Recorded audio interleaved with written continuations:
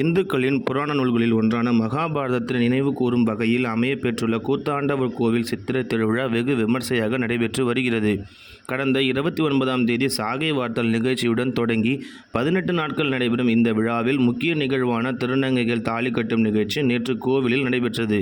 இதில் தமிழகத்திலிருந்து மட்டுமல்லாமல் இந்தியாவிலிருந்து பல்வேறு மாநிலங்களைச் சேர்ந்த திருநங்கைகளும் வெளிநாட்டிலிருந்து வந்த பல்லாயிரக்கணக்கான திருநங்கைகள் அரவானை கணவனாக பாவித்து மணப்பெண் கோலத்தில் வந்து பூசாரி கையால் தாலி கட்டிக்கொண்டு அரவானை கணவனாக ஏற்றுக்கொண்டனர்.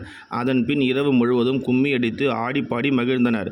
விழாவின் இறுதி நிகழ்ச்சியான திருத்தேரோட்டம் காலை 7 மணிக்கு அரவான் சிரசு கோவிலை சுற்றி வந்த பிறகு இந்த தேரில் பொருத்தப்பட்டவுடன் திருத்தேரோட்டம் தொடங்கியது.